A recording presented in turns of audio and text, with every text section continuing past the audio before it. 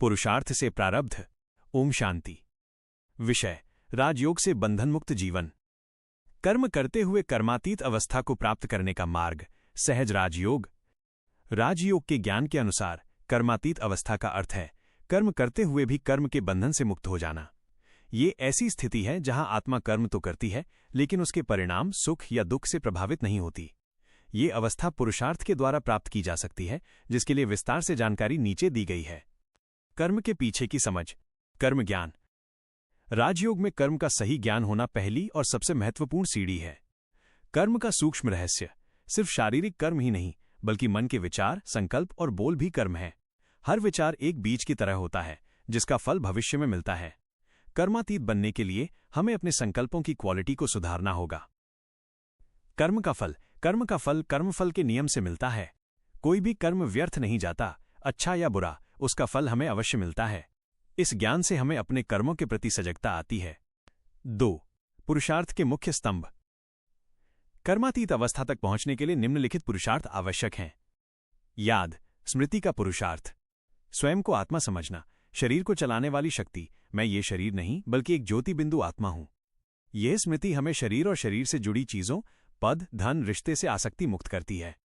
परमपिता परमात्मा को याद करना, परमात्मा के साथ अपना संबंध स्थापित करना, उन्हें अपना सच्चा साथी, शिक्षक, गाइड और सद्गुरु मानना। इस याद से आत्मा की शक्ति बढ़ती है और मन की चंचलता शांत होती है।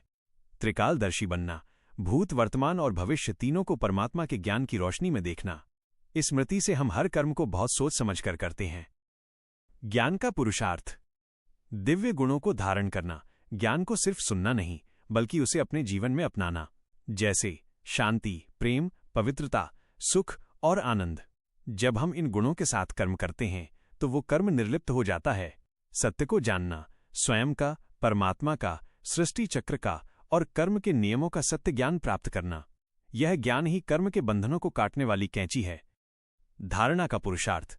पवित्रता। मन, वचन और कर्म की पवित्रता कर्मातीत अवस्था का आधार है।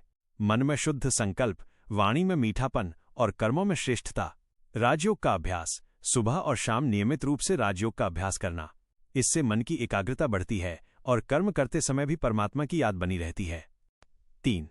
कर्म करते हुए कर्मातीत बनने की विधि।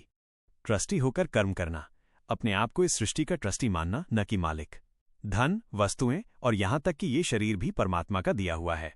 इस भाव से किया गया कर्म हमें उसके परिणाम से बांधता नहीं। अलौकिक बुद्धि का उपयोग। हर कर्म में अपनी बुद्धि को साक्षी स्वरूप बनाए रखना, सुख या दुख में भी स्थित प्रज्ञ रहना, जैसे कोई नाटक देख रहा हो। निस्वार्थ सेवा, बिना किसी फल की इच्छा के परमात्मा के निमित्त सेवा करना। जब हम किसी की सेवा करते हैं तो उस सेवा का पुण्य हमारे कर्मफल को खत्म करता जाता है। परिस्थितियों में स्थिरता, परिस्थितियां चाहे कितनी भी कठिन क्यों ना हो, अपने मन को डामाडोल नहीं होने देना। ये समझना कि हर परिस्थिति हमारे ही पुराने कर्मों का हिसाब किताब है और उन्हें चुकता करने का अवसर है। कर्मातीत अवस्था कोई अचानक मिलने वाली चीज नहीं है बल्कि ये एक निरंतर पुरुषार्थ का परिणाम है। ये अवस्था कर्मों से भागने से नहीं बल्कि कर्मों को ज्ञान और योग की शक्ति से बदलकर प्राप्त होती है।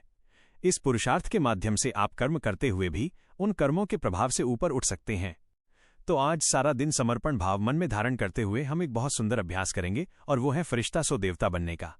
अपने 3 स्वरूप सामने देखेंगे। मैं ब्राह्मण, मेरी एक तरफ मेरा देव स्वरूप खड़ा है, दूसरी तरफ देखेंगे फरिश्ता स्वरूप खड़ा है।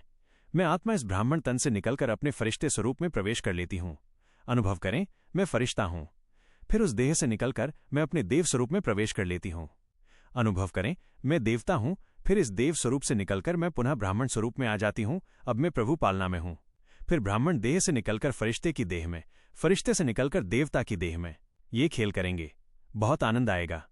ऐसा खेल हर घंटे में यदि एक बार किया जाए तो सारा दिन मन आनंद से भरपूर रहेगा। ओम शांति।